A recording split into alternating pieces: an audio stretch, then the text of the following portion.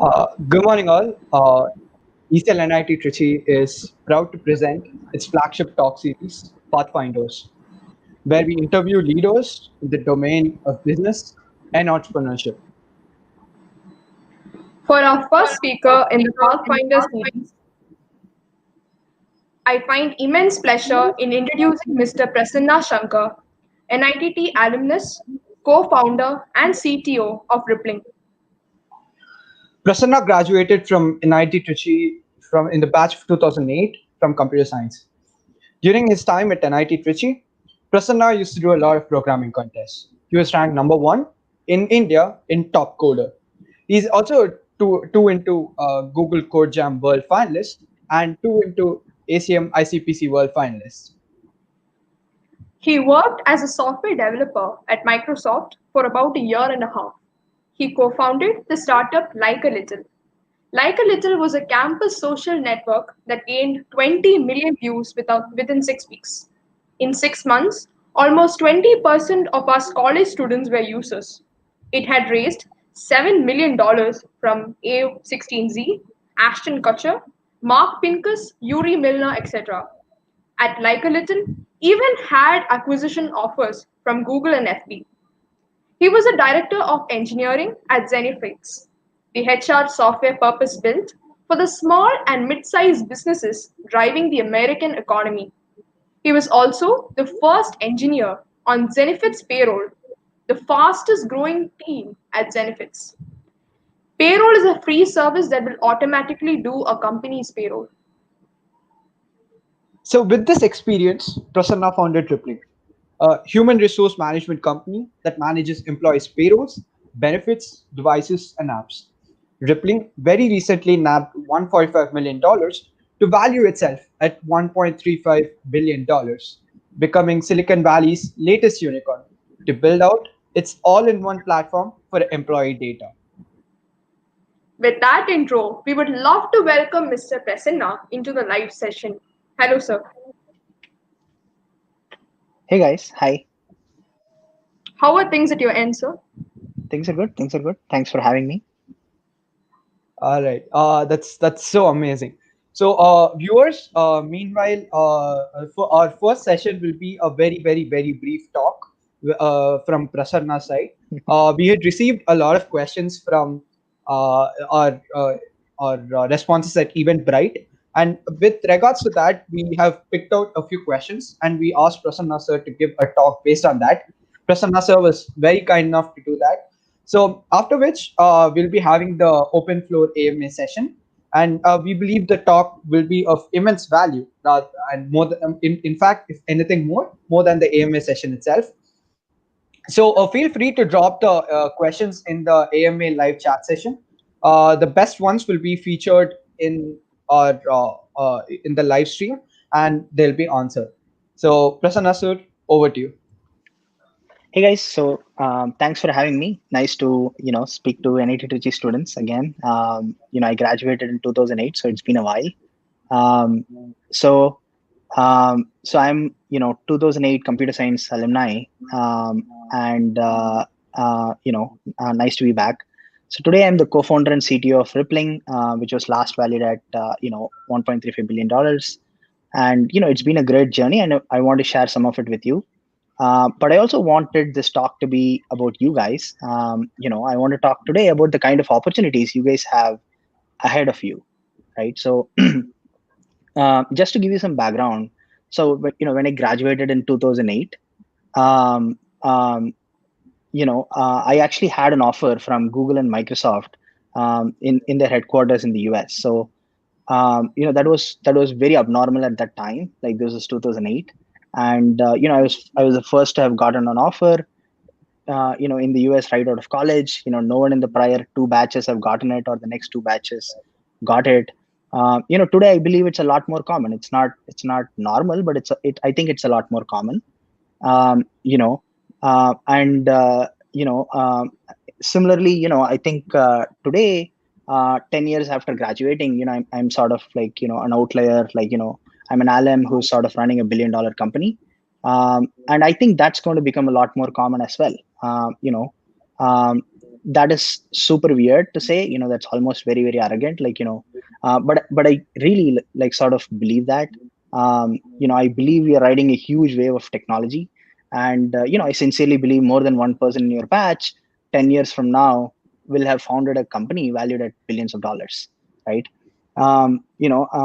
Like, this is almost unbelievable, and I'm going to break it down, and tell you why I believe that. um, and keep in mind, like, we are sort of in a great place at a great time. We are born in a unique era. You don't create this kind of wealth without riding a massive wave. And we certainly are. We are riding a huge wave of technology. um, and I'll tell you, I'll give you a formula today, and I'll break it down step by step. And I believe, if you, and I believe if this works, I think there is a 10% chance that if you do these things, you create a significant impact, and hundreds of millions of dollars in wealth. And I think there is a 50% chance that you'll create millions of dollars in wealth. um, you know um, and you have to believe that these things almost sound unbelievable. But I was someone like you. When I first came to the valley, I went to a talk like this where Mark Zuckerberg and Mark Pincus and all these people were talking about it, and they were telling me, like, you can do it. This is not sort of abnormal. And I look at the folks who are sitting next to me in those talks, and and I can identify a lot of them amongst the most successful people today.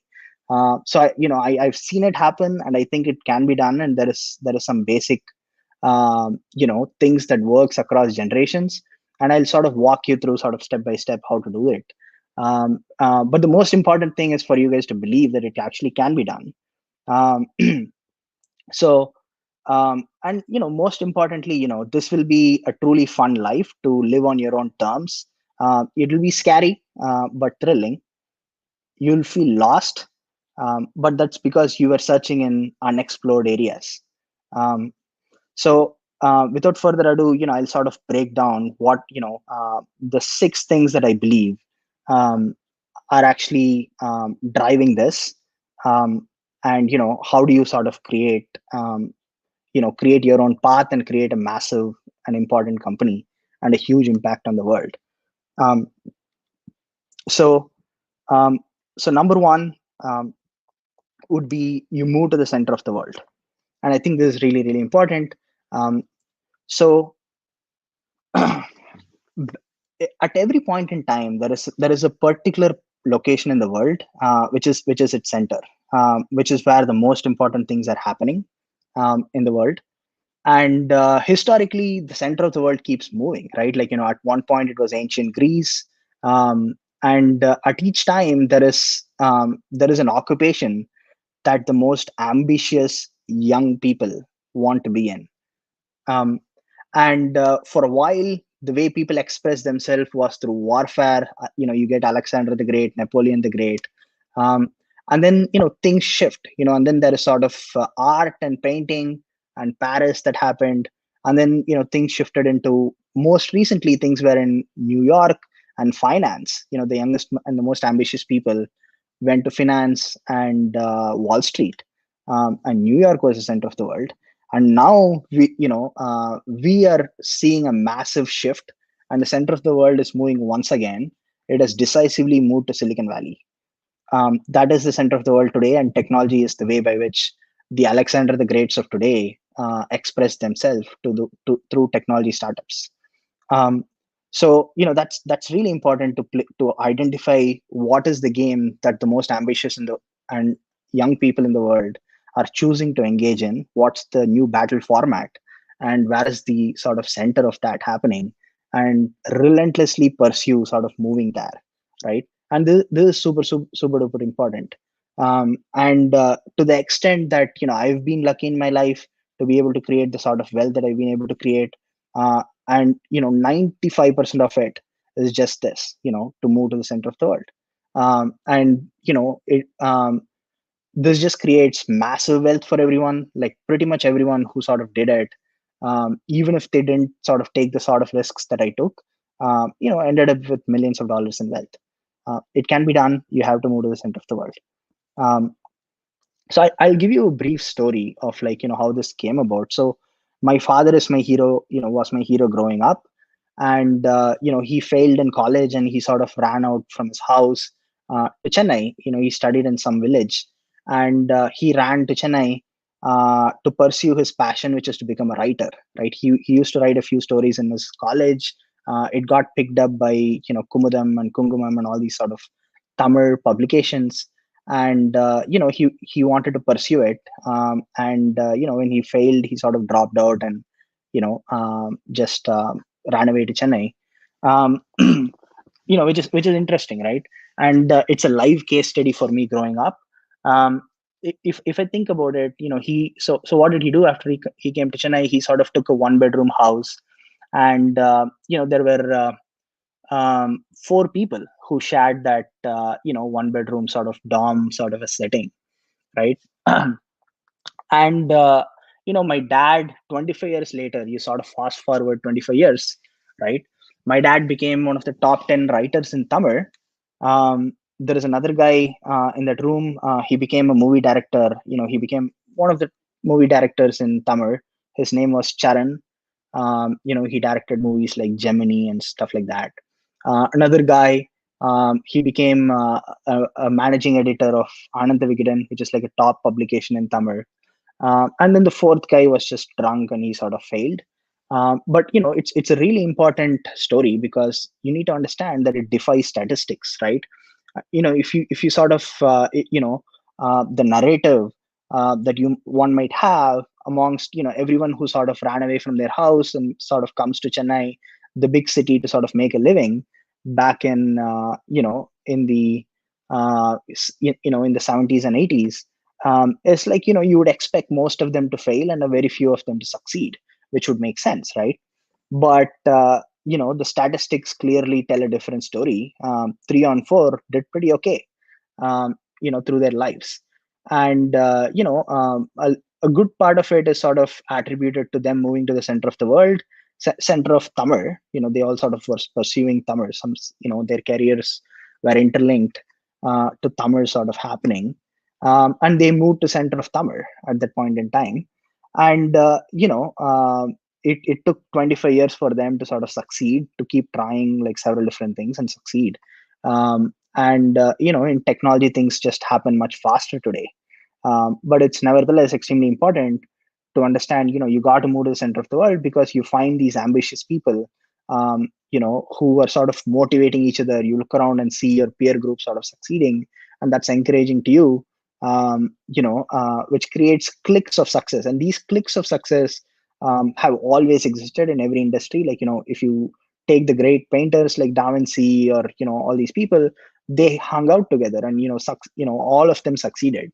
If I look back and, amongst the most successful people in the valley, like, Uber co-founder Naval Ravikant, who's sort of the AngelList guy, all these people sort of hung around in an apartment and they were talking about the future of where the world is going.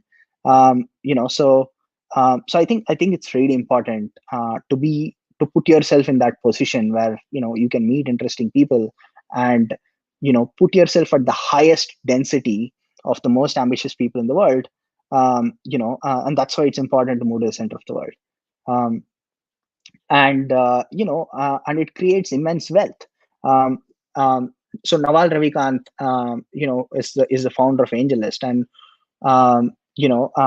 like we both invest in startups, and he's been sort of my mentor in terms of which companies to invest in, stuff like that. So one of the days he told me this story, of so I asked him, hey, listen, if Facebook or Google are these like once in a generation companies, and you're a startup investor, how do you ever have a chance of investing in those companies?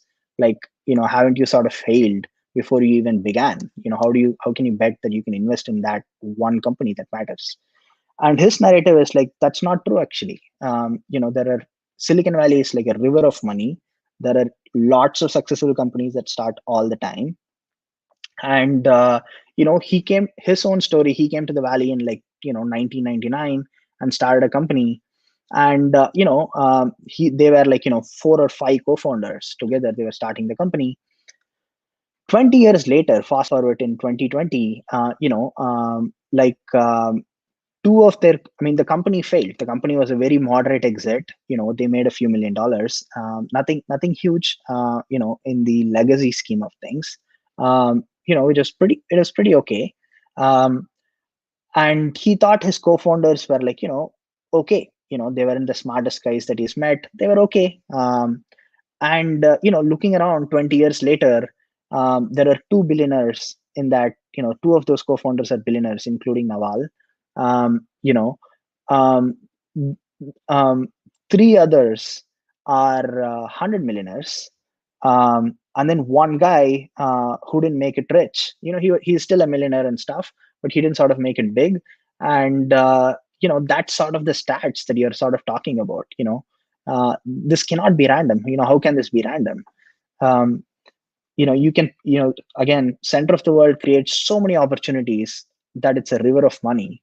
And that's why you kind of want to go there. So that's number one, move to the center of the world, right? And number two, it's do great work and develop a taste. So I want to start this with a Steve Jobs quote. I'm going to just like read it as is. There is work, and then there is your life's work, the kind of work that has your fingerprints all over it. You can do that kind of work at Apple. So this is like a Steve Jobs quote, and I think it's really important. You know, there are very few people in the world that have like original ideas. They sort of like think for themselves. They have something original, that they're coming up with. And those people are very, very valuable. And I do think it's a skill that could be developed if you try.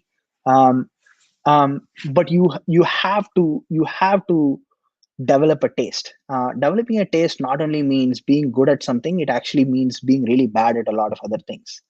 Um, and I mean, you have to, I mean, you cannot love something without hating something. You have to embrace volatility. You have to embrace the ups and downs, and you have to be willing to steeply fall in love and do really great work.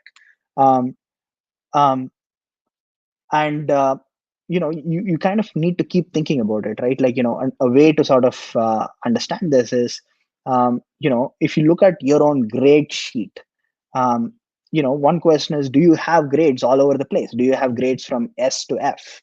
um, you know I had grades from S to E. Thankfully I didn't get a F, but I came pretty close. So I had grades all over the subject, all over the place in different subjects. You know so it sort of matters. It really matters to identify, hey, listen, what are the things that you're falling in love with? And it's also important, to be obsessive, to go deep on that, because world does reward specialization. You sort of, there is, I mean, you want to go something, way deeper than anyone else would care. um, you know um, World's greatest magician, um, I think his name is Blaine, I'm not sure, but a lot of his magic tricks, he later explains, was just, he was way more obsessed about it than anyone else. And a lot of good work is like that. I mean, the first thing is you have to try, and then a component of it is to develop a really good taste for what really good work feels like, right?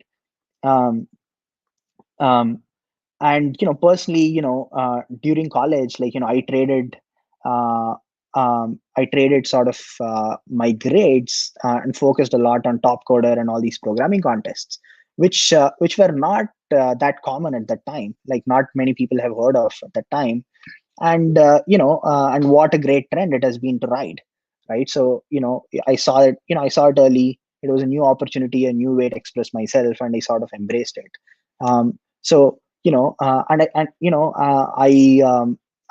I sort of read a lot of, there are these obscure programming contests called IOCCC, International Obfuscated C Coding Contest. And I spent 6 months trying to decipher a beautiful program, which was playing chess. It was in the shape of an inverted chess knight, and it played great chess. It searched 12 moves deep. It's just mind. It's a beautiful work of art. I spent 6 months trying to figure that out. Figure out how it worked and how it did what it did. It was actually developed by a 16-year-old sitting in Mexico, um, whom I later reached out to. Just like this episode was completely useless to my life. It added no value whatsoever. But it just like gives you a sense of like what to get a great taste. You want to see some of the best works of humans, the most obsessive humans, and that's how you develop the taste. um, um, so that's do great work and develop a taste.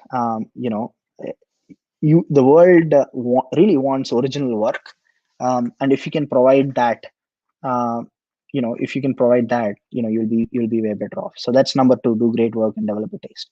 Number three, identify 100x moments and hustle. So so let we live a long and boring life. In the old age of factories, or when people were doing farming, every moment was almost equal. If you don't water your plants today and water it tomorrow, nothing big has changed. um, it's no big deal. Today, in the age of technology, and in the age where your skill is actually judgment, your skill is when you have extreme leverage to do something, what is actually really important is to identify a few days or a few hours, a few moments in your life is just like way different from every other moment in your life, right? And you want to identify and know which ones those are. They just change the trajectory of your life. For me, the day I won Google Code Jam and sort of went to Google International Code Jam, I was 18 years old. That day was huge for me. I mean, it's just mind blowing that I was 18 years old, second year of college, being invited to the World Finals in the US. That was huge for me, and I knew ahead of time that would be huge, and that's the bet that I want to take. Related to that, I'll tell you a story. Um, um, so that happened, right? So I won I got selected to the Google International Code Jam World Finals. I was 18 years old, and and I really was looking forward to this contest. I took a bunch of risks in the contest, and I won. And I called my dad and told him, "Hey, Dad, like, listen, I won this thing. It was huge for me. Google wants me to sort of come to Mountain View and take part in the World Finals, but of course we can't do it. The contest is happening in a month, and I don't even have a passport. And they want a passport next week to issue me a flight ticket. So of course I can't do it." And my dad said, "Listen, hold on. I'm going to come. I'm going to take the next train and come there. We'll do our best." So he came over. We tried our best to try and get our passport as soon as possible. I never went to classes. My dad never went to his work. He took off 100%. I took off from college 100%. And morning to night, we're ideating. How do we get a passport? And there was an action plan every day about like, hey, who do we hit up? Does this person know an MLA somewhere? Can we use someone in training and placement department to get this XYZ? And we are just going bang bang bang bang, trying to figure out a way, right? And I'll tell you one small incident in that. Like, I'll describe you one day of this, like, 7-8 days that we're trying to get a passport, the Indian passport. um, my we were we were trying to catch a train in Trichy to sort of go to the passport office to to get to get a passport. And or I'm not sure if it's a train from Chennai to Trichy, probably train from Chennai to Trichy. So we're trying to sort of go to this Trichy passport department really fast, and we're standing in this line, and there is a long line, right? And if we stood in the line, we can't get the train. And if we miss the train, like, the passport officer, we can't see him that day. So, and my dad, looks like we're going to miss it. And my dad says, okay, fine, like, let's give it a shot. Come with me. So he goes to the front of the line. The guy standing in the front of the line, he sort of requests, hey, listen, we have this sort of emergency thing that's happening. It's really important to my son's life, and I want to get on this train. Can you sort of help me get 2 more tickets? I'll give you the money. The guy says, no, sorry, I can't do it. There is a line. Please go stand in the line. So my dad goes to the second guy, asks the same question. The second guy sort of curses us in bad words and says, like, fuck off, go stand in the line. Do you think I'm an idiot for standing in the line for so long? And then my dad goes to the third guy, and then the fourth guy. And within the first 5 guys, one guy got the tickets for us. One guy said yes, and he bought the tickets for us. We got in the train. We got the passport. In fact, I got my visa stamped 2 hours before my flight ticket, and I got to the contest. It's really important to understand and identify, what are your 100x moments in life. And when you're in one of those, you got to like do everything. You got to go to the last mile and open, give, pour every ounce of your energy to convert that opportunity and seize it. First you have to understand when that's happening, because most people just like through inertia just live their life like every day is the same, and it's absolutely not the same. um, you know um, and later when I came to Silicon Valley, and I came here on a tourist visa. I didn't know how to start a company with a tourist visa. I really needed a work permit here before I could start a company. This was 2009. So my story after graduation is like, I worked for a year at Microsoft, got really bored, said fuck it, I want to go to the Valley and start a company, and I came here. um, and I came here on a tourist visa. This was 2009, probably more than 10 years ago. And and I went to this talk called Startup School, organized by Y Combinator, which is the talk I was talking about. Like, a lot of Zuckerberg spoke, Mark Pinker spoke. A lot of these people are successful people are talking about how to start a company. And when each of them finished and they came down, I approached them and said, hey, listen, if you sign this letter, I could get a green card. I was ranked 1 in India at Topcoder. I did ABC. I qualify in this exceptional alien of exceptional ability category.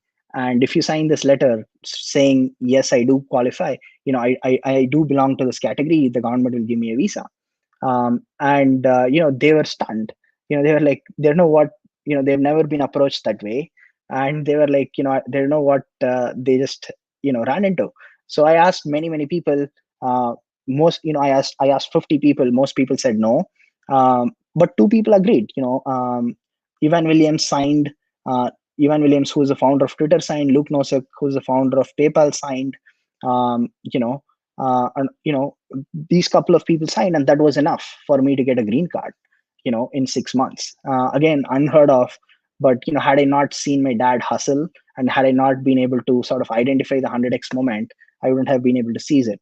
And to be clear, I don't do this every day. I don't like, we don't go and walk and try to sort of get a train ticket ahead of the line every day. We don't sort of block speakers in conferences every day.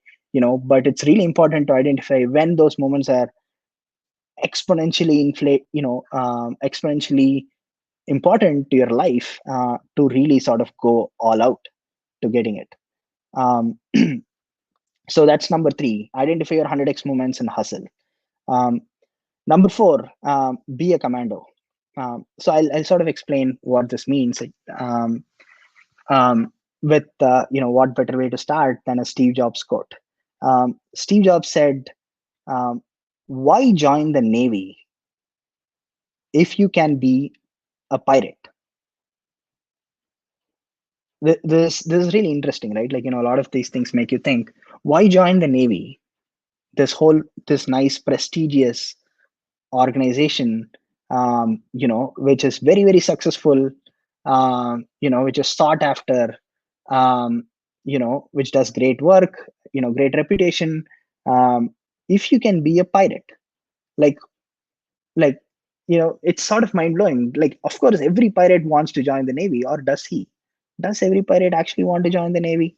That's worth thinking about. I'm not going to answer that, but think about that. So it's a provocative question. It makes you think. So okay, there is a saying in startup land that this idea of commando, military, and cop. This idea goes like, hey, listen, if you want to take an enemy island, say Germany, um, you send in the commandos. They sort of sneak through. They distract the watchtowers. Um, you know, these commandos are sort of the John Rambo, the James Bond people. They take chances. That's what they do, and they don't follow rules or anything. They sort of go in and they sort of distract the watchtower. Then the military ship sort of lands and takes over the beachfront. The military is sort of marching in, marching in, marching in. They're taking territory, more and more and more territory. And then once you take over the territory, you set in the cops, who can provide the rule of law. Now, these people, the commandos and the military and the cop, are very, very different personality-wise, right? The commandos, take exceptional risk. If there is like a 2% chance of taking down Adolf Hitler, that's a beautiful risk.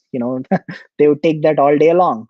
Whereas the cops, if there is a 2% chance that the thief has a gun, they'll just not even go in and try to get it. They'll just call for backups after backups after backups.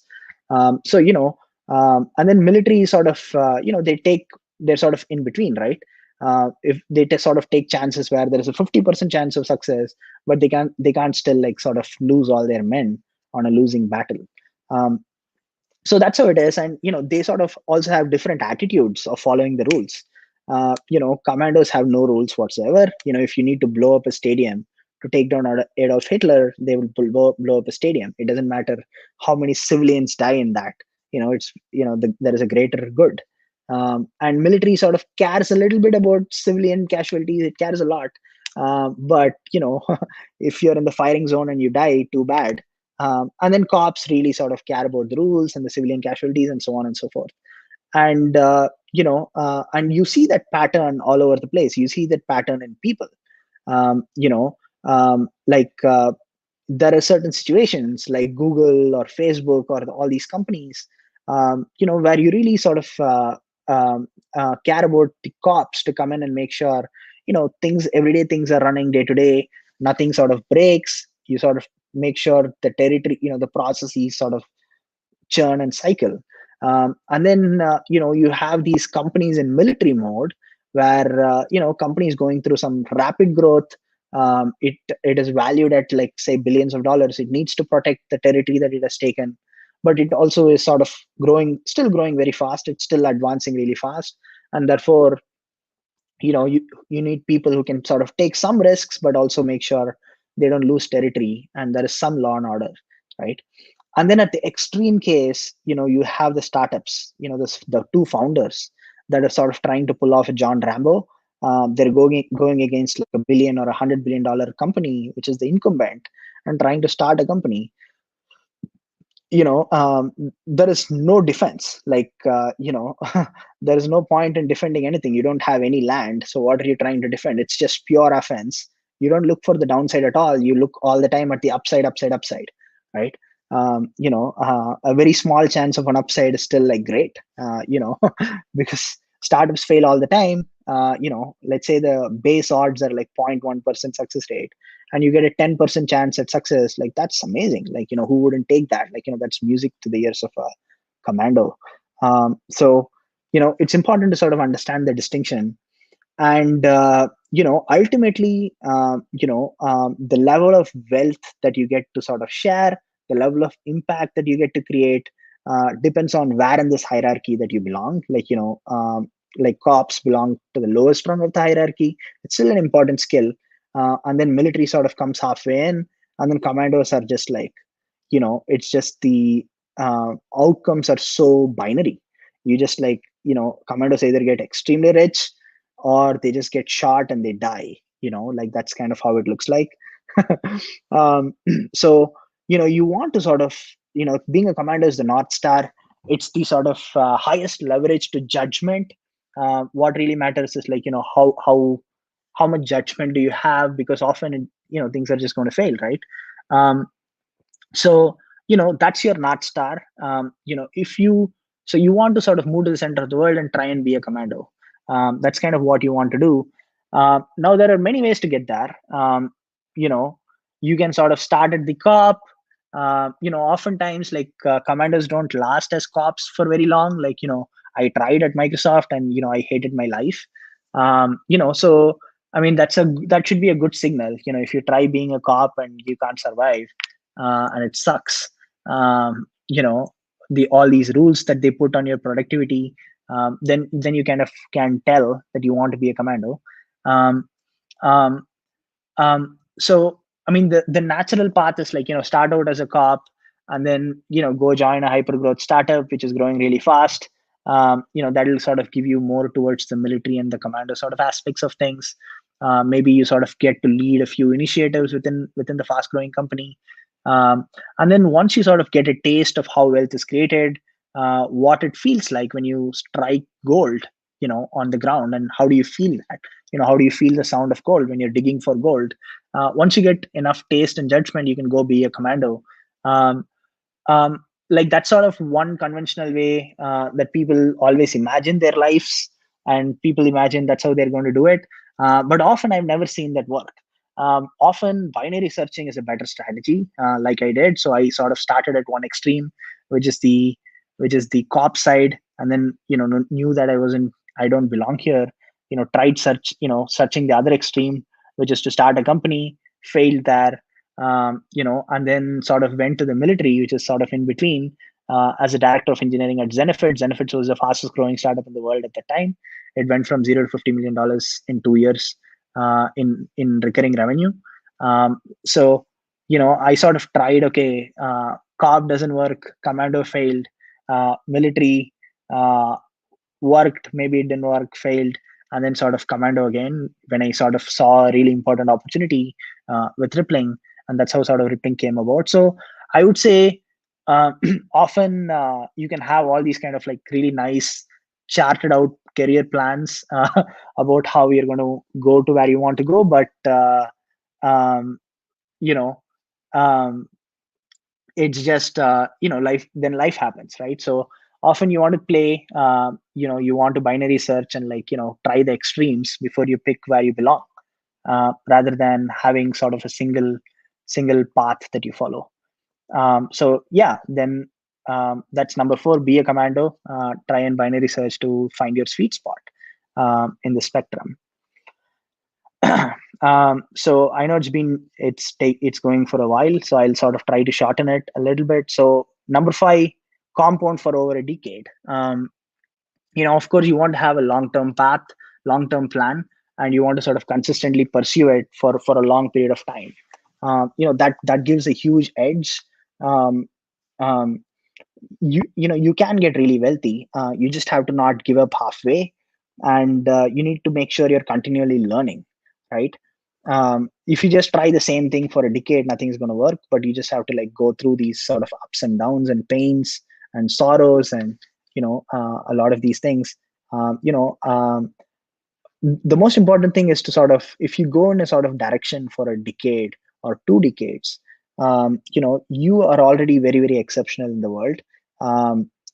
Nobody ever does that. So if you have a long-term plan and a path that you're going, even if it's haphazard, it'll by definition be haphazard. It'll be very confusing while you're on the path, but it's still worth doing. And and you will get rich. There is just like no option but to get rich. And I've seen that this over and over with my peer group.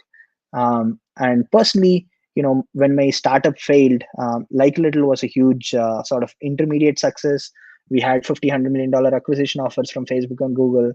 We were on top of the world for some time, and then it failed. And I was sort of really burnt out at that point in time. This was 4 or 5 years after I tried starting companies. It's been 5 years since I came to Silicon Valley, and I have nothing to show for it. I was dejected, I was down, I was depressed. I left the valley. um, and eventually I realized, okay, this is what I can do, this is what I love doing. And and I came back. That's really important, this sort of lifelong compounding towards something. It's very, very hard not to do exceptional things when you sort of compound in a direction. I mean, if you wanted to walk to wherever, whichever part of the globe that you want to walk, and you keep walking a little bit every day towards that path, you will go really far, right? And the same thing goes in life. So compound for a decade. You want to ride really large trends. I've been sort of, again, it sort of goes in with like the other points that I was saying, like developing a great taste, knowing your 100x moments, riding the trend and making the right bets is also really important. I've always sort of tried to find things which no one else is doing, which the majority of the class or the majority of the group is not doing. That's where the interesting things happen. So you want to find really important large trends that are true, and you want to bet on it, right? Like, I've been fortunate that Topcoder was a huge trend. This programming contest was a huge trend, and I was early. AAAE was a huge trend, and I was early. I was the first AAAE batch. I got really lucky with that. I got really lucky with Topcoder. I got really lucky with technology and startups. These were all good bets that played out. And if you ride like really important trends, you can ride them for a long time, and you can compound them for a long time. Um, so I'll sort of stop with a couple of quotes in this topic. There is a quote by a famous hockey player. uh, I skate to where the puck is going to be, not to where it has been. So that's really important. You want to sort of find a trend, find where the world is going, and you want to go there. And another quote sort of similar to that is like, be careful what you wish for in your 20s, for it shall be granted in your 30s. And it's really important. 20s is a magical sort of period of time in your life, and whatever you ask, you'll get it. You'll not get everything, you'll get one thing that you ask for. And if you consistently ask for it for 10 years, you'll probably get it. you know um, and So be careful what you ask for, compound for over a decade. And then I want to end with my final point, which is find yourself. uh, the journey is within. So that's sort of the, it's sort of Yoda like, Zen like at the end of the day, but it's true. To create massive wealth, what you're trying to do is you're trying to sort of take a piece that is unique to you, that's truly something about you, your personality, and give it to the world and scale that. That's kind of how you do it. um, you know so I want to start with the Peter Thiel quote. If you read the book Zero to One, this is the first line in the book. It says, every moment, every important moment in business history happens only once. The next Bill Gates will not build an operating system. The next Larry Page or Sergey Brin won't make a search engine. And the next Mark Zuckerberg won't create a social network. If you're copying these guys, you aren't learning from them. So, it's really important to figure out what is unique to you, what is it that you have within yourself that you can add value to the world. And that's kind of what you're seeking, over these 10 years, 20 years, through this journey, by trying so many different things, and what jives well with your personality is kind of what you're trying to figure out. So that's kind of what you're doing through this. As an example, Khan Academy is a famous example. He just wanted to teach students. He was teaching his cousin, before Khan Academy even big and became big, and then it became big. So really find what's unique to you, and enjoy the best version of yourself. So for me personally, I like teaching, I like coding, I like the stock markets, I like business, and whatever I do sort of tends to sort of be within those areas. So all the best, guys. This is a fantastic time to be alive, and I wish you all the best. There are a few books that I would recommend if you guys are interested in these topics. The first one would be Zero to One by Peter Thiel. It's an excellent book. These books changed my life. Then there is a book called Anti-Fragile by Nassim Taleb. There is a book called Snowball, which is about Warren Buffett. And then there's a book, and then there is Paul Graham's blogs. These are excellent materials that you guys should read if you guys are interested in this topic. So again, thanks for having me, and that's the end of my talk.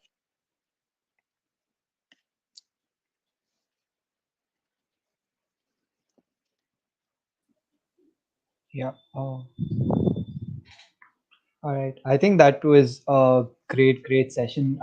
Thank you so much, Prasanna, for for that talk. I think it was great. I believe it covered a lot of questions. Thanks for addressing them in broken down points. I believe it was really insightful.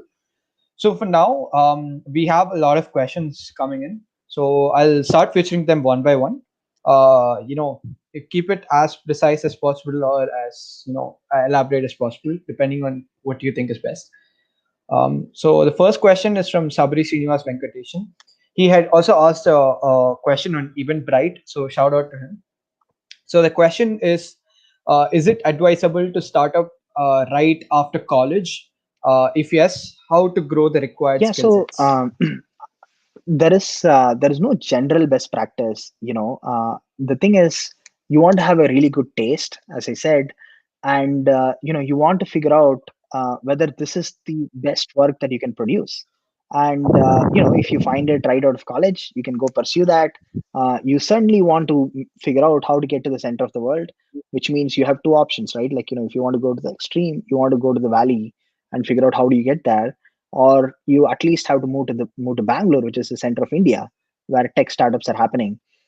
So given that, and if your taste and judgment says, okay, this is the thing that you want to work on, this is where you can best express yourself and add value to the world, then go for it.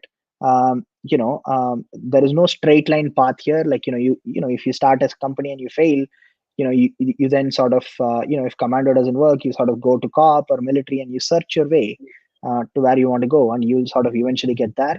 um, yeah. Okay. Um, yeah, All right, so that the was next great. question we have from Wayne Ramurthy. So he's asking whether, a lot of people take MBA after BTech, right? It's a common trend nowadays. So do you think that MBA is really worthy? Is MBA necessary to develop the skills that you require in a top firm? So what is your take on that? Yeah. So, I personally believe, I'm very biased here. I personally believe, MBA is a great path to become a cop. You can become a top paid cop if you sort of go through the MBA. You know, um, um, and it's sort of the last battle, the last war.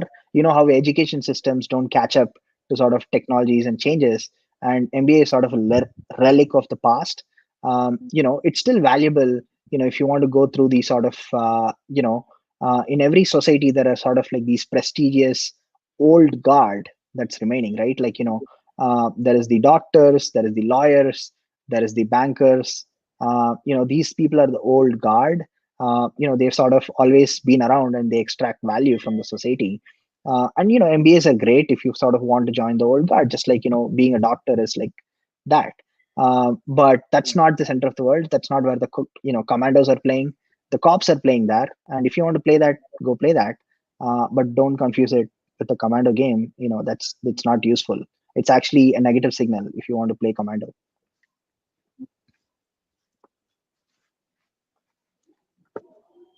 Uh, all right. So yeah. Thanks for that. Thanks to Wayne for the question. So the next question is from Deepika Sharma. So it's a very similar question, but it's more generic compared to what Sabari Srinivas has asked. So it says, "Sir, I have an idea. What are the skills required to do a startup? What are the initial Yeah. things we So, have to consider?" um, um, so startups are like, you know, um, so there was a question that was asked to Steve Jobs, and he was asked like, "Hey, listen, what do we need to learn to do a startup?" Um, you know, and his answer was, "This whole thing about company building and business building, there isn't a lot to it, honestly. Any smart person who's curious can learn it. Um, you know, and you can learn those things on the fly. The hardest part is actually, building something of value." um, you know Building something that's unique and valuable, and it's useful to a bunch of people. And oftentimes, if you can do that, credentials don't matter too much. Things can grow from there. um, you know so the fundamental thing is like, building a great product, or solving a huge user pain point, and sort of canvassing and distributing it. It's as simple as that. Of course, there are a lot of tactics and strategies to make the odds of success from 50% to 90%, right? But the primary 50%, is actually coming from doing something that's really important, that really solves a, that really is like is a useful product, is a beautiful, great product, that expresses your belief of how the world is going to be. Um, you know, so I wouldn't even say it as like, there is all these things that people say, like, solve a pain point, provide a painkiller, not a vitamin.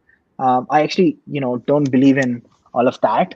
I don't think I actually believe, like, users don't really know what they want. Um, again, um, there is this famous Henry Ford saying, which is, if I asked my users what they want, they would probably say faster horses. They wouldn't say, they want a car, right? So you have to innovate on behalf of the users. You have to sort of see the future and deliver a great product. Um, and In the beginning, it often feels like a toy. It feels like a plaything. It's a hobby, and that's good. That's what all good ideas look like. So I would say, don't worry about skills required to do a startup. There isn't such a thing. um, you know what are the initial things we have to consider? I mean, what you have to consider is, hey, am I building something that is really useful to me? Do I really like it? And Is this my best work? Is this the best that I personally can do? That's what you want to consider. And you want to consider, hey, if no one paid me any money to do this, if there is like no gain coming out of this, will I still want to do this? Am I still proud of doing this? And if the answer is yes, you should go do it. I think this idea of calling these sort of toys, hobbies, a startup is sort of overrated. You want to do these sort of hobbies that you sort of enjoy. It's a true creative expression of yourself. And then if one of it becomes a startup, so be it. But the underlying thing is just, you're sort of trying to create great work. Don't sort of box yourself into this framework of a startup, in the framework of a business. These things just happen. Some of the great works become a business, and that's okay. So I would say, just go do it if that's something that you would do anyway, and be really surprised if it works. Be surprised and happy and positively surprised if it works, right? There is also this weird quote by great musician Beethoven. He was asked, hey, like, listen, how do I become a musical prodigy, like you? And Beethoven's answer was, every day wake up, practice for 16 hours a day, go study all these things, all these works of art, go do this, go do that. And then the guy sort of listened to all that, and he asked, hey, I mean, you didn't do that, like, you didn't quite do that, like, so why are you telling me to do that, like, and then it didn't take. So Beethoven was like, it'll take 20 years to get there. And the guy is asking, hey, you didn't take 20 years to get there, so what am I missing? And Beethoven is like, yeah, but I also never asked that question to anyone. you know. I didn't go to someone and ask, hey, how do I do this? I just tried it. So that's the thing. There is some of that aspect as well, which is basically, listen, these things are not that complicated. There is a lot of um, um, um, lot of serendipity and randomness involved in this stuff. So I wouldn't sort of say there are some skills or something that you require that are required, but you want to develop a taste. Again, read the works of some of the great people who have done something original, and some of the books that I recommended. Maybe you guys can share to the wider community the books that I recommended. Try to sort of read through them and get a sense and get a taste of what really good work looks like. Uh, so next question we have from Zion Williamson. He's asking, like, you were a top competitive programmer in your college. Like, even in your second year, you won so many laurels for your college. So how did that experience help you, 10 years down the lane? Yeah, so I think that's really important. Oftentimes, um, so there is this experiment. I don't know if I have a 4-year-old son, and when you have a kid, you sort of learn all these things about how to motivate children and how humans are innately getting motivated, right? And there is this experiment called a marshmallow experiment. It's a very, very nice idea. They sort of take kids into a room and they say, hey, listen, there is this tasty marshmallow in front of you, and you can eat it now and be happy. Or if you wait for 10 minutes, there's a timer for 10 minutes. If you wait for 10 minutes, I'll give you 2 marshmallows. So you can eat 2 marshmallows, right? And then this is a sort of famous psychological experiment. And you see that the kids that waited for the second marshmallow were very successful in life. They got rich, they got they got into really good relationships. Um, so there is a lot to be said about like delaying gratification. Uh, you know, um, and uh, and kids over time learn how to delay gratification, and they sort of, as they get wins, when you sort of delay the gratification and get your second marshmallow, you get trained. Okay, fine, like maybe this works, this looks fun, and you sort of try larger and larger delaying gratification experiments. And at one extreme you get a Elon Musk, right? Who as a kid, he was just like not going to class, sort of building some rockets in his play yard as kids. And then he gets a small victory when he starts X.com and makes a few $1 million during the dot-com boom. And then he sort of goes from that victory to the next bigger one, to the bigger one, and then finally he's on a 15-year 20-year delayed gratification experiment to take humans to Mars, right? Like that you get that extreme. So I do believe early wins sort of re-emphasize future wins. And if I look at who are some of the best people that I've hired in my company, and if you look at their resume, it'll go from one win to the next. It'll go from, hey, I won this in college, and then I did this great thing, and then I did this, like I started this company, I sold it, and then I did this. There is just like, it just like is a series of compounding wins. And often what you learn from all of this is just like, the underlying ingredient perhaps is just confidence. And as you sort of learn to be more and more confident, you just believe that, hey, I can do anything at some point, right? And then you say, okay, yeah, I can send humans to Mars. So yeah, the competitive program experience was definitely a huge thing on the way, which shaped me to believe that maybe I'm special, maybe I'm not like the other people. It made me believe a lot more in myself versus everyone else around me in my peer cohort who were happy with their job at Microsoft, right? But I wasn't. Maybe I'm special. So these sort of early childhood experiences are sort of huge in shaping how I view myself. And it certainly helped, I would say. All right. Thank you, Prasanna. And on that note, we happen to have a couple of questions. Maybe you can combine both of them. So this is one question. Sir, I'm currently a second year CSC student at NITT. What was your thought process when you were at NIT Trichy, and what are some of the skills to develop to become a great programmer? And on that note, there was another question. So it said, how can we today go to Silicon Valley as a software engineer? So maybe we can combine both of them and try answering the question. Yeah, definitely. So, um, I mean, I would say, um, for me personally, um, I was not really like good at studies or something in schools. I sort of didn't really like memorization or stuff like that. And when I sort of the thing that I liked was like math, where at least with a few basic rules, you could maybe you need to learn 5 rules or something, and then maybe you can come up with like 5 extra steps from it, right? So there are some axioms, and then you can derive something from that. Um, so you need, it's sort of like to do any sort of original thought or any travel within your brain. Math was a decent outlet. um, Other subjects were sort of, I felt other subjects were pretty horrible, like in physics you need to know 10 things to be able to do one step of travel. Maybe in math you can do like you need to know 5 things to do 5 steps of travel. um, in computer science, I felt when I sort of was first introduced to computers, I really fell in love. I felt that for the first time, you could do, you need to know very little things, and you can do a lot of travel within your brain, right? So if you think about it, from a basic primitives, computers just have like 5 or 10 instructions at the end of the day. That's it.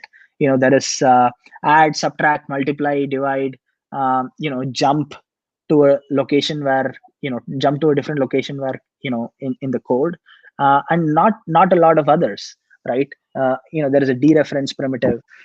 So these are the only primitives that exist in a computer. Those are the only things that you need to learn.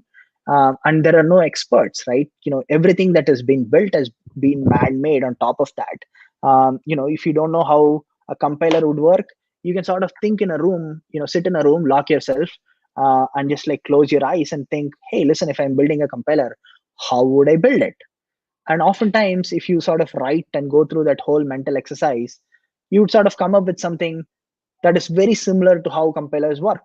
Like, have you seen another field where things are so fresh and where you can sort of go through this much travel? So I would say embrace the travel. Don't sort of think of it as a subject where a lot of theory needs to be learned. Everything that you want to learn you can sort of derive by yourself, and then use the learning or whatever is out there, materials that are out there, as just like a hint to the puzzle that you could have solved yourself anyway. I think the mistake people make is like, in believing that, hey, I need to sort of learn that to know how to solve the puzzle. In fact, if you learn that, that's when you will exactly never know how to solve the puzzle. It is by trying yourself to solve the puzzle, and understanding that, everything that's in there in a computer is built by man. There is no natural object that's inside a computer. Whereas physics, man is sort of inferring what nature has already built, right? So this is a pure space where your thought alone can take you everywhere. So I've spent a lot of time just like closing my eyes and thinking about things. That was the best periods of my life in computer science, and that helps later in life. When you're presented with unique situations in life, you can just think and reason through them. That's the way I would sort of view computer science. And anyone, even if you're not in computer science, anyone who's sort of thinking about getting into technology, which I strongly recommend you should, really consider spending a lot of time within your head, inside your head, going through long thought processes to figure out answers to complex puzzles, where the answers exist, where the sort of answers were created by man. They were not sort of created by nature. The rules of the puzzle is pretty simple. So if you sort of practice this sort of first principles thinking, to be able to infer from the basic components, I think it goes a long way. Um, and then how do I go to Silicon Valley as a software engineer? So that's a lot more sort of a tactical question. There are many ways to answer it. I'm not an expert in in that, but if you look around your batch, you will see, okay, how have people gone to Silicon Valley? Some people did a master's and they went to Silicon Valley. Some people worked at Google for a couple of years, or like an MNC for a couple of for a few years and went to Silicon Valley. Some people like me, just sort of caught a flight and went on a tourist visa to Silicon Valley. So there are all kinds of people all over the spectrum. Um, you know, uh, if you really want to make it work, how, like, it's sort of the question of, how do I get a passport in 1 month? There are there are always 10 different solutions on the board, and you knock on a lot of doors. If you knock on 100 doors, one of the doors will open. You want to know where you're going with absolute clarity, and you can find a way, find a set of doors that open and lead you there. I mean, like, we've got it, super lucky, guys. Like, come on, it's the easiest, it's the cakewalk of your life. Like, imagine my father, imagine his roommate, director Charan. He came to Chennai knowing nobody. I came to the valley knowing nobody. I mean, the director Charan sort of came to Chennai knowing nobody, right? And he used to stand outside director Balachander's home, and Balachander would not give 5 minutes to talk to him. That's the life, that's sort of the previous generation's life, and how they've succeeded. The guy finally sort of drew a caricature of Balachander and to impress him and met with him. That's hustle. The good news is, if you know what you want, if all you want is to meet Balachander, and if you tried for 2 years, trust me, no one else has tried that for that long. And at some point, these doors open, these people tip over. So if you consistently want one thing for a long time, often the world will just give it to you. All right, I think that was a great answer. So the next question is from Surendra. So it says, do you think India will become the center of the world in a few decades? Looking at, how India is the third largest startup nation, and considering there are various startup hotspots now, like Bangalore, Hyderabad, Pune, Mumbai, Chennai. So yeah, what's your take? Yeah. So I mean, I certainly would like that to be true. I mean, there would be no better person who would be happier if that were true. But it's not true today. Will it become in a few decades? I'm not sure. Um, so I can, I have I have a few frameworks in my head of how I reason about it. But before I go to that, I'll just say, I'm not sure it's really important to you to figure that out. You just need to know, um, if something is happening right now, it's an early trend that you can see, and you believe in it. You can bet on it. And if that's your bet, you can place your bet. If everyone agrees with your bet, it's usually the wrong bet, and it's too late. So you do have to have strong convictions to create insane wealth. You do need to be contrarian and right. You need to believe in something that very few other people believe in, and you need to be right. And the only way to make big wealth, there is no other way. There is actually just one way, is to be early in a bubble, in a huge bubble that is actually forming, and be right about it. Be early, be right, and be extremely optimistic, right? Pessimists look smart. They even look reasonable, but the extreme optimists, make a fortune. That's how the world works, and that's how it has worked for thousands of years. um, so if you believe that, you have to keep looking for data to support it, and you have to be right, and you have to make an extremely strong bet. Now that's sort of my meta answer, which is, you don't want to know whether I believe it, you want to know whether you believe it, and you want to know whether no one else believes it, and you want to be right about it. So that's how I would think about it. In fact, you want the experts not to believe it. Number one. Number two, now, what do I believe? What is my belief, which shouldn't matter a lot to you, because hopefully you're thinking from first principles. Hopefully you have your own strong opinions, without which you can't get far in life. So what do I believe? Now this, I have this interesting debate. Each time I come back to Bangalore, like, it has matured a lot, it has grown a lot. A lot of interesting things are happening. Certainly, the pace at which it's changing is huge. And so Now let's narrow down the question. Will Pune, and there are a lot of hotspots like Pune, Bombay, Delhi, which do we think there is going to be a lot of activity in all these hotspots? I strongly believe no. There is something as a center of gravity for a country, and I think it's Bangalore. Bangalore has decisively won. It's just way ahead of everywhere else. And it is just there in the data. If you look at the same person's salaries or compensation across different cities, Bangalore is just like ahead often by 2x or more. So the gravity pull is like very clear. You can see it in the data. Bangalore has won. There is no debates about it. At this point, it's very, very clear to me that Bangalore has won. Now, will it become the center of the world? I mean, it has already become the center of India. So Bangalore has decisively won that. Will it become the center of the world? Now, that's a very interesting question. Um, you know, um, and if you look at the history of India, um, it has gone from extreme optimism to extreme pessimism to sort of optimism again.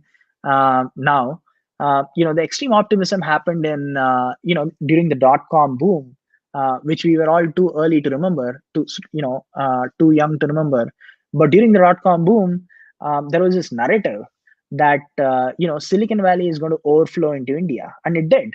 We had companies like Sifi, Reddit, Rediff, Sifi. We had Naukri happening. We had all these like important, phenomenal brands that got created in India during the time of the dot-com boom.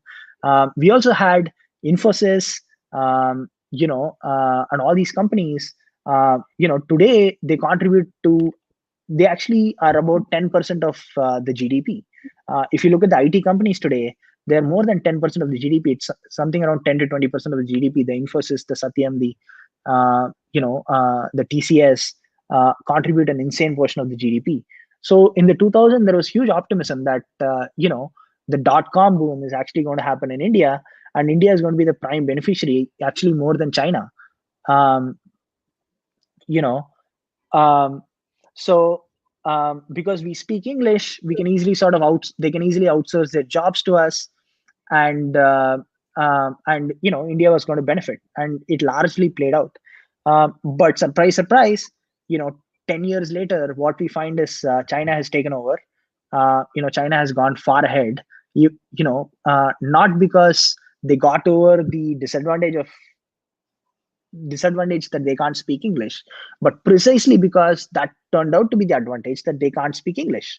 Because they can't speak English, they created their own market where the US competitors could not penetrate, and the Chinese product companies became these huge multi-$100 billion sensations, and China has went far ahead in technology, even in many ways sort of overstepping what US has done, maybe even leapfrogging what the US has done, right? So now the narrative has shifted. Now people believe the big winners of India are these big product companies. The Facebook of India is Facebook, the Google of India is Google. So where is the room? There was a time when we believed there is going to be the Rediff of India, there is going to be the Sifi of India, but those guys don't exist anymore. The Facebook of India is Facebook, and Twitter of India is Twitter. So what do we do here? The product companies are, we are not able to retain market cap within India, and we've become a service nation, right? Just providing services, and we are sort of salaried employees, not the entrepreneurs, and the wealth is sort of flowing back into the US, right? So what do we do? And then when that became the popular narrative, there was India got a lucky break. There were a few companies which required a heavy logistical component, where you need to physically have boots on the ground to do the job. Like call it the Red Bus, call it the Oyo, call it the Ola. These are all sort of companies which required physical boots on the ground. And then suddenly and call it Flipkart, right? Again, you need a delivery and logistics network within India to execute on these ideas. Now, these are the kind of ideas which sort of started winning now. Now you have a few product companies which have created tremendous market cap in India. And since it's early, as you would expect, most of the wealth creation that these companies have created um, have not lived within India. They've sort of escaped into foreign investors. The early employees never really took stock options seriously. They all took good salaries. Now again, they become salaried employees, and there was a few entrepreneurs who benefited and who created a lot of wealth, but most of the wealth, left India and left for abroad. Um, so so the interesting question is, it is beginning to create some product companies. At least some entrepreneurs got created, some wealth got created, some level of risk taking got created. Now there are going to be this next wave of companies, and what are they going to look like? How are they going to defend against the international competition? How can we make sure the Shopify of India is not Shopify, right? So those are interesting questions. I don't know all the answers, but we'll see. Um, the thing that I don't like about playing in India today, for me, is India is not a meritocratic market. Like, I mean, it is as meritocratic as it has been, but it's not yet very, very meritocratic, because what happens here is, if you want to build these kind of logistics heavy companies, often, when you sort of boot it up, you need a lot of capital. You burn a lot of money to sort of make it work. And often, the unit economics are not positive in the beginning. So you end up needing to raise hundreds of millions of dollars before you're successful, and you're constantly needed to look pretty to investors. And you're sort of you pledge your fate on someone else's perception of you. um, and often what happens is, as a result, serial entrepreneurs get funded more and more, and the new youngsters who are coming to start these companies find it harder and harder to raise that capital. If I'm a young ambitious guy today trying to make a fortune, where will I go? I would still go to Silicon Valley. All right. Yeah. So next question is from Atul Sharma. I mean, when you started out, you must have had a clear plan in mind, right, as to how my startup should be. So Nope, no. So absolutely yeah, not. that's what. So many people, they'll have a lot of ideas in head. So how do you think, a person can choose the best out of these ideas? And can you give out suggestions on how to start the process?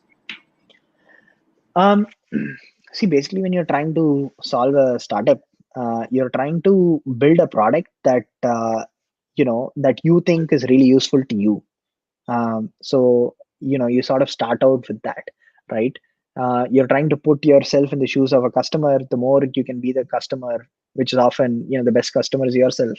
So you're trying to build something that you think is useful to you, and then you're trying to intersect that with what is unique and weird about you. What is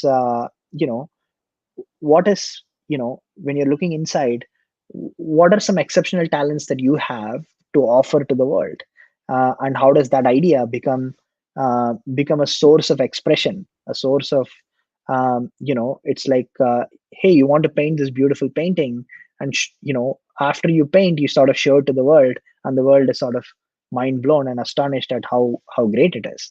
um, you know um, so how do you choose which is the best painting? How do you choose which is the best movie that you can make? um, you know uh, you just whatever takes the most time in the bath, when you're taking a bath in your subconscious, when you're trying to sleep, whatever takes the most time, whatever you feel the most passionate about, I would say you go at it.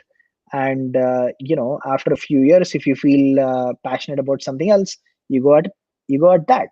It's like falling in love. You see so many women who to fall in love. Like, well, who do you want to fall in love, right? I can't give you a formula for how to pick the one. It is as much art as it is science. Mhm. All right. Next question is from Karthikeyan Soundararajan. He's asked, how do we keep ourselves self-motivated when we face intermittent setbacks to keep, taking innovative actions? Same with your example of like a little. So, what were your ways to bounce back and get up and running? Yeah, for me, what has worked best is to, try not to control too much, try to let it go, and try to let myself be volatile. You can't be extremely happy unless you can't be extremely happy unless you can be extremely sad. So, and for me, I'm just trying to maximize the volatility. These are all paint colors. Both the shades of colors are great. You want a lot of contrast. So that's kind of where my motivation comes from. And I've seen a lot of the best people just think of this thing as a video game. You're playing a video game, and you fall a lot, and but I mean, the game you pick is not the one where you can keep pressing the right arrow, and you can just, like, in Super Mario, let's say you keep pressing the right arrow and there's a lot of gold coins. You just, like, can keep eating the gold coins. Would you play that? How long would you play that? You'll get bored of that, right? um, so it's not really about the gold coin. It's more about the journey. It's more about um, you know the thrill is in knowing that you can actually fail, but you're driving the car so fast on a Formula One race. It's sort of close to the edge. You know that you can crash it. This is sort of, there is a realistic chance that you'll crash it. In fact, it's even likely that you'll crash it. And and somehow you try to avoid it. I mean, it's, at the end of the day, it's a video game. Enjoy both the emotions, success and failure. And I was pretty depressed. I wasn't taking it as lightly when I failed. It was very, very personal. That I came to the valley to make a living, and I burnt my boats. uh, you know and there was no sort of plan B, and I failed. uh, it was horrible, it was horrifying. It was it hurt my ego a lot. And often, for me, I just, like, do nothing for a long time. I just, like, don't get up from the bed. I let myself be depressed. It's okay. I watch some movies, play some video games, do nothing for a while. I didn't do anything for 12 months or something after that. For me, it has always been an intense experience, an intense period of, like, 2, 3, 4 years, where I'm deeply in love with something, and I'm just executing on it day to day. And then I get burnt out, and I say, fuck this, I don't want this anymore. And I say, nothing matters anymore, and I'm just on my bed watching Netflix for, like, year or two. And then I feel like, and then I fall in love again with something that's beautiful, that's uniquely expressible by me, and I feel passionately attracted towards, and that I can fall in love with. So I do believe, there is no sort of, like, unless you allow yourself to get distracted, and let your guard down, uh, you wouldn't know what, like, true self motivation feels like. um, you know Only when you sort of do nothing, you really want to do something. You know and I think that's the mistake that most people make, is to assume that they need to keep doing something productive. And I don't think the best guys in the world do that, actually. um, you know um, so I would say, take it a lot more lightly. None of this matters anyway. We're all going to die.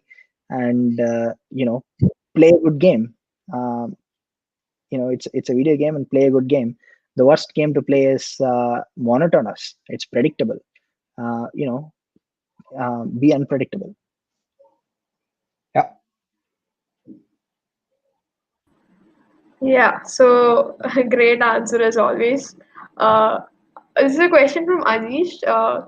Sir, what was your first MVP and how long did it take you to build?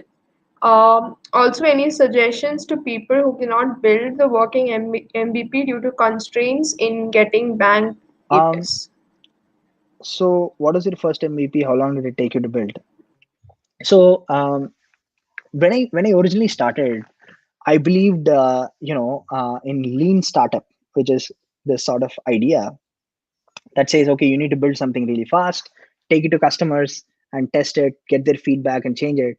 That's what we believed in when we originally started. The only problem is it never works. Actually, it has never worked in history, and it never works. And then slowly I realized, okay, actually, the way to build a successful company is actually like is much more closer to directing a movie. If you sort of put together a script, a basic script, and sort of take to your users and ask, hey, what changes do you want me to make to your script, make to the script, it doesn't work. Like, people won't tell you, oh, no, no, no, don't add Kamal, add Rajni. Your users are not going to tell you that. They'll just say this sucks and they'll move on with their lives. So MVPs don't work. So we went originally from building something in few months to the ultimate in rippling. We didn't have any revenues for over 18 months. We were just building. We spent $10 million. We've just burned $10 million just building something. And when we launched, it took off like an iPhone, right? So the company is only 4 years old, and for the first 1.5 years we had no customers. And we've burnt like $10 million, right? So that's how I can describe it. It's much more closer to taking a movie. And at the extreme example, you have SpaceX, right? So these guys didn't have a successful rocket 7 years in. So Elon Musk, 7 years in, he's burnt 100 million, $200 million on this rocket company, and they didn't even have a successful rocket for 7 years, right? That's the extreme example of uh, uh, fuck you to MVP. So MVPs don't work. You want to go all the way.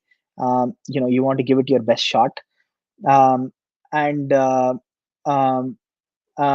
and you want to build the best product so that when it launches, it just like blows people's minds.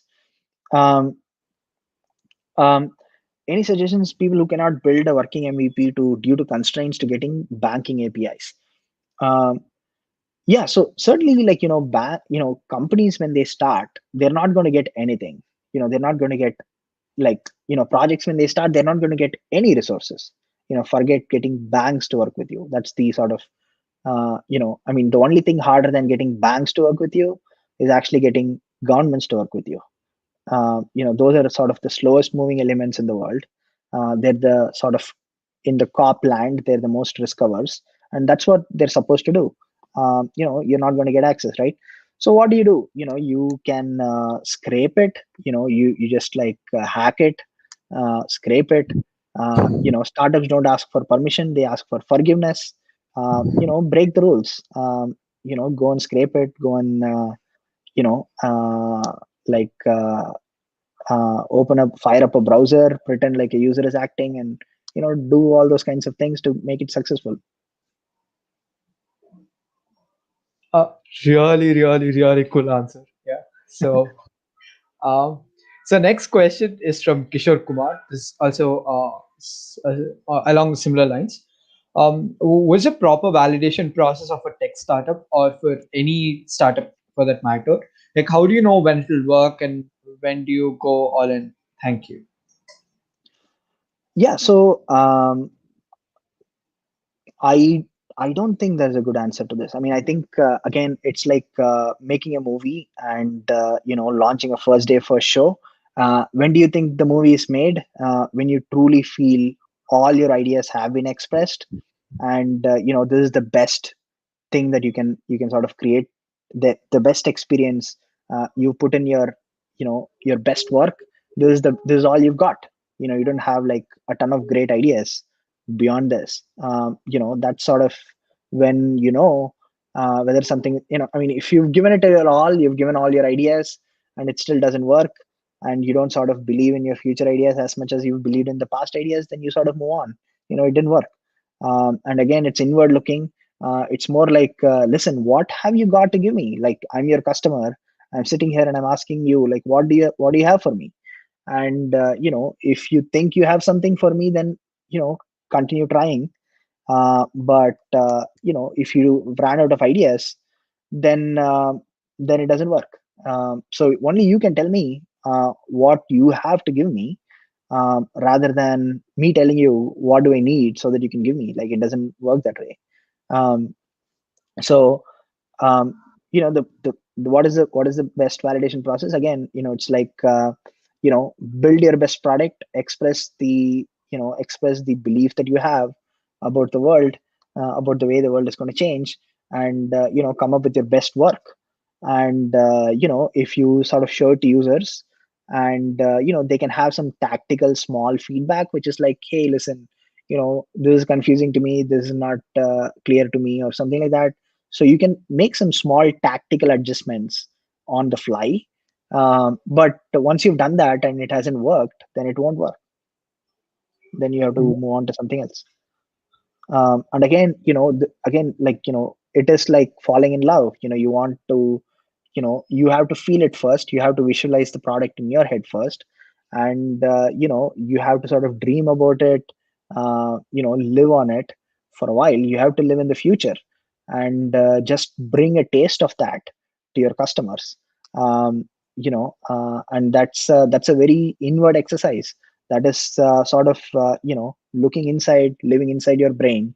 It doesn't exist outside. It doesn't exist with the customers. You have to bring it to your customers. So what is the validation process? It's the process is actually inside your head, in fact. How do you know it'll work? And when do you go all in? You always go all in. You never go half in, because if you go half in, it never works. You always go all in. Even today, uh, Tesla cars don't have radar. The future is self-driving, and there is this question, that, hey, listen, how is self-driving going to work? Is it going to work by normal webcams that you sort of put and use that to uh, visualize the world, or is it going to work because we're going to put this expensive radars uh, on top of the cars that are going to sense 3 dimensions? And Elon is making a bet that it's going to be webcams, right? And if radars turn out to work, then he'll probably change his mind and he'll put radars down the line, but he's not hedged. The worst thing to do in a startup is to be hedged, is to go half in. You have to make a prediction of the future, and you have to have strong reasons to believe why that's true. You can always change your mind, and you have to have extreme optimism. This is a game of believing in something that very few others believe in, and being right about it. You have to be right about it, but you can't half believe. Yeah, that's a sweet answer. Um, Yeah, so this is from Atul. Again, is it necessary to know a language nowadays to start anything? Because I'm a mechanical student, so you, so he doesn't know, he doesn't like programming. So he's basically asking for the non-core students who are not in CSE. Is it necessary to learn in the ecosystem that is right now? So what I would say is, you know, it like there are both sides. I could sort of speak both sides of this, right? Like, you want to be sort of a generalist. You want to be okay in everything. That if you absolutely need to do, you can do some decent half-assed job. You want to be okay in everything, and you want to be exceptional in a couple of things, right? Now, given that you don't really like programming, you're not going to be exceptional in programming. So I wouldn't even try. Um, you know, but you do have to be exceptional in something, in one or two things, and you want to find what is it for you, right? And whatever it is that is descriptive of Atul, what do you want the world to know about Atul? Like, whatever it is that you have a unique taste into, you have a unique insight into, you can provide that to the world. And it may or may not be in the form of a technology startup. It doesn't have to be. As I said, my dad wanted to be a writer, right? It has nothing to do with tech startups. Another guy wanted to be a director, right? There are all these ways to express yourself to the world, and tech startups is just one of the ways. Now, um, um, you know if you want to play in tech startups and still not know anything about programming, it is certainly a huge handicap, because that's the field that you're playing in. There are other people who would have a leg up over you, perhaps permanently. um, you know so I would try to close that handicap. I would try to half has know it. For example, I don't know much about sales. I'm not a great salesman. I don't know a lot about marketing. I'm not a great marketer. I don't know a lot about 100 different things, right? But um, you know, I've saw. I mean, to make it work in the beginning, you're not going to get all the resources. So I have to make it work in the beginning. When you're a founder, you have to know everything to some extent. I'm never going to be the best marketer. I'm never going to be the best salesman. Uh, you know, I'm never going to be the best product designer. But I can try to not suck. I would still suck, but I'd still try not to suck, right? Um, so that's the way I would look at it. You know, Yeah, sweet. So we'll take one question from the Eventbrite. 1 second. So yeah, this is from Sarath. He says, "How do you compete in a winner-take-it-all market when competitors had started earlier?" He's asking in the case of Rippling specifically, and what were the key takeaways from like a little collapse? yeah. So how do you compete in a winner-take-all market when competitors had started earlier? In case of Rippling, so that's a great question. Um, you know, uh, um, I mean, the ultimate startup, the best delayed gratification is to actually play in a winner take all market and be the winner, right? Hmm. that's that's the best way to create insane wealth, is to actually sort of be the winner in a winner take all market and take all. So that's what you want to do. Those are the companies that the best and the most ambitious people want to join. The investors salivate on investing in, and it's a lot more fun because you have all these talent, the best talent in the world, who are on your side, versus the winner. Unfortunately, he has all the cops, right? If you're $100 billion company who's competing with Rippling, which is ADP or Intuit. I mean, these guys are not going to join an ADP or Intuit. The best talent in the world, the youngest and the most ambitious and the most hungry. Who are they? I mean, they're not going to make billions of dollars by joining ADP. So just by being big, you create a lot of incentive for the smartest people in the world to sort of come at you, right? So that's one of the advantages you actually get in a winner take all market. Now, of course, these markets are stagnant for a reason. There is a reason why, even though in history all these smart people and the ambitious people have ganged up against these, like, insanely valuable companies, they've not been able to defeat it. um, you know and uh, um, oftentimes it's not just about talent. Actually, talent is sort of one of the last things that matter in the success of a business. Um, you know Oftentimes it is something unique that's happening in the market. um, you know um, it is more about opportunity than about talent. Um, so so in some cases there is a seminal crack in the market that develops due to technology, due to something that has fundamentally changed, that allows a new entrant to come in and take over, using that crack, exploiting that crack, and before the incumbent even realizes, hey, oh, there was this gap that I didn't see. It's almost like he has all his doors closed, and the flood water is sort of finding a crack through the door to sort of seep in, and by the time he realizes, it's sort of too late. The crack has developed to be bigger than he imagines. The water has sort of started flooding now. It's very hard for him to plug. So so um, f- for as far as rippling is concerned, um, you know for a while, software has had become very, very sort of verticalized. So there was this conventional wisdom that you build very specialized products, like a payroll system does only payroll, or an email system does only email. You have all these specialized and vertical products, that have sort of taken over, right? Our lives have been filled with, like, we use a lot of different softwares instead of one software doing everything, right?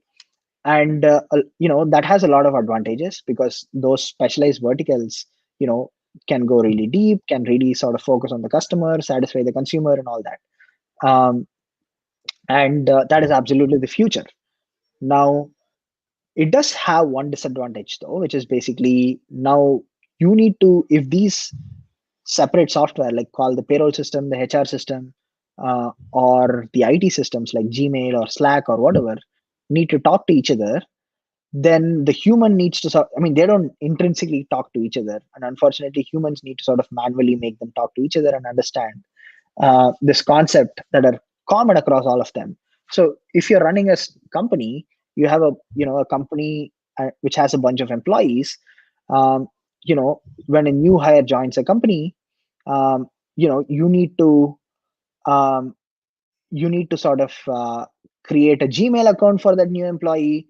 You need to go buy a laptop for the new employee and sort of install the right software so that he can get started. You need to make sure he's added to the payroll system. You need to make sure he's given health insurance.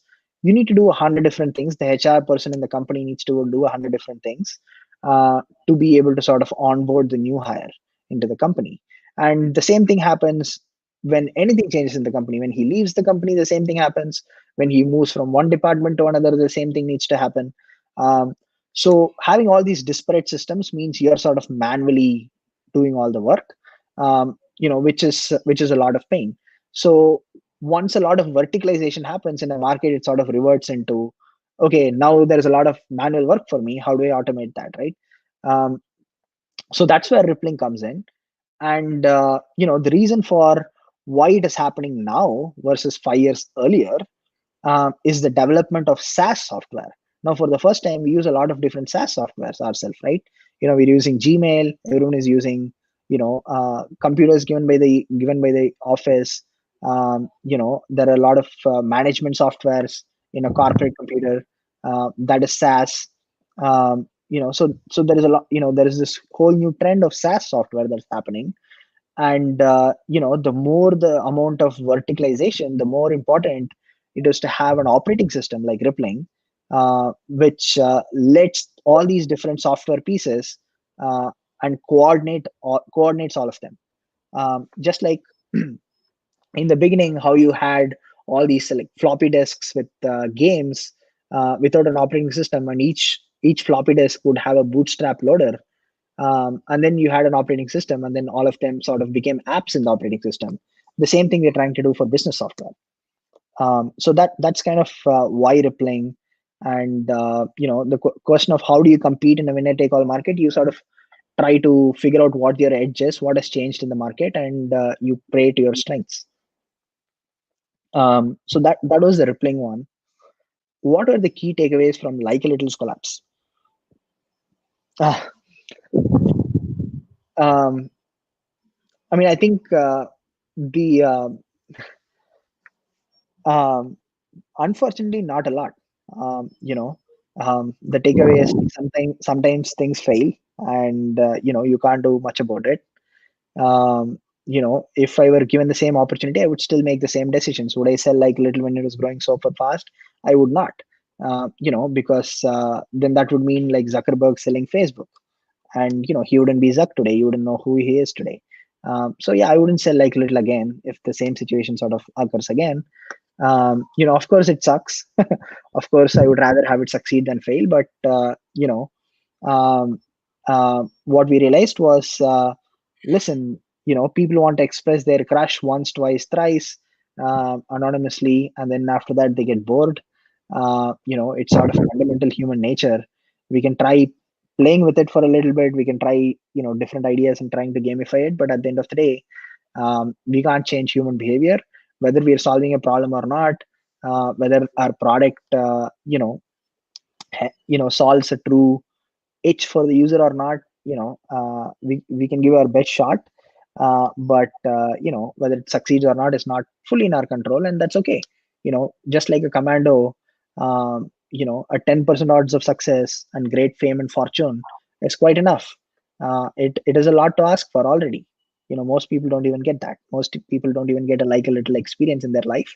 And for me, again, it's not, um, you've got to not look at the downside. You've got to look at the upside. For me, the upside was, I realized, okay, hypergrowth is what I want. That was a great experience. That was the best experience of my life. And then since then, it's been very clear that I wanted to play in the technology hypergrowth. That's why I came to Zenefits. That's why Rippling happened. So, yeah, startups fail all the time, and that is life. It sucks, but that is life. And the upside is sometimes they work, and sometimes you become a billionaire, and that's great too. Yeah, for sure. We'll wrap it up with one final question. So I'll just combine two questions. Kartika, you can go ahead. Yeah, So so this was a question that a person asked in the comments, and it's out of curiosity. What's the reason behind naming your giant hub Rippling? Giant hub rippling. What does it mean actually? he's, I think, referring to the startup itself becoming a big thing. So he's just asking the reason behind naming Naming the it. company Rippling, Mhm. Okay. Yeah, okay. and I he's didn't follow what giant hub means, but okay, why rippling? So rippling, the idea is basically, um, we want to ripple the changes in an employee's information. Like when an employee's name changes, or he's joining a company. So that's a change in the company. These changes are today sort of isolated in every business system. So you have to go and create, make these changes manually in every other business system. Rippling is just a way to sort of, ripple away and like navigate those changes into all these other systems. So my co-founder sort of named it rippling. all right. We'll take one final question before we wrap up the session. So it's basically about talking about the challenges that they faced, that helped you to grow in Rippling. So I guess they're referring to getting investment fundings and like visa. It's an overall generic challenges of setting up a startup in the Silicon Valley. So yeah. Yeah, so originally, I also had these doubts, like, hey, listen, I'm going to Silicon Valley. I didn't know anyone. So how do I get investors? How do I get a visa? How do I, get customers? How do I come up with an idea that works? These are all sort of daunting and challenging in the beginning. But what I noticed is that once like a little happened, once we built a product that users really wanted, um, um, you know, it was very, very easy. Everything happened easily. You know, once you really built a product that users really wanted, it was growing by itself. We didn't have to do anything. Like, how do you grow a company? All that we didn't have to think about. It was just growing by itself. And when it was growing by itself, when it had a lot of users, then investors were knocking our doors. We've tried for 18 months, 20 months trying to raise money, trying to talk to every investor that we could talk to before that, and no one put any money in. And once like a little happened, you know what? You know, I told some of my friends that it was happening. They told their investors that this was happening, and their investors knocked on our doors to put money in, right? We didn't do anything. We didn't like go to any single investor's office. They came to our one bedroom house to put money in, right? And then the same thing with the visa, right? Like, I told you how I got my visa. I sort of knocked on a lot of doors and, got a green card. Once like little happened again, I had all the who's who of Silicon Valley wanting to invest in the company. And at that point, when you know everyone, you can get anyone to sign for your green card petition and you can get a visa, right? So it's a catch 22. Some people sort of think, hey, listen, if I get all these other resources, access to all that other help, maybe I can start a successful company. But usually it's sort of the inverse. You have to prove yourself to the world before the world is willing to give you anything, any resources whatsoever. So often it means like building a good product that users want to use, and that is what is driving every other constituent like investors, or visa, or like employees or press, or all of these people to root for you. Actually only begins after you created some value. All right. Yeah. So that's, I think, Prasanna, that's about it. I think we've closed the AMA session. So I believe it was personally I found it really really insightful. There was so much to learn from, so much to gain from your story of your father struggling to get that your passport within the week was something that most people don't experience. So it is a great learning to see how parents take initiatives in their wards life to improve. So kudos, Prasanna. Any final comments before we wrap up? Any final nostalgic thoughts about the college, and like any advice to young and aspiring entrepreneurs from NIT Trichy, or like any other engineering student watching this? No, I mean, I think, believe in yourself, you can do this. And, there is a whole new market, new path that has sort of opened up. And, most people don't realize it, because often education systems and your parents are looking to the future as to what happened 25 years ago or, 10 years ago. All of these things are lagging. You have to look ahead and, you know, um, um, just go for it. More people can do this. I'm actually a little, you know, um, uh, um, um, um, um, I'm definitely hopeful that more people sort of pursue it, pursue this path, and sort of think for themselves and do great things. All right. So thank you to everyone for tuning in. That's pretty much it from the Pathfinders first episode. So we hope you enjoyed this session. We'll be leaving the live session recording on this channel, and we'll also be posting the highlights of this video very very soon. So in case any of your friends that you happen to miss the session or you want to go back, feel free to watch the highlights of the entire live session. So thank you everyone. Have a great weekend. Stay tuned for more episodes from the Pathfinder series and stay safe. Thank you. Yeah, stay home, stay safe. Yeah, thank you. Thanks, guys. Cheers. All the best.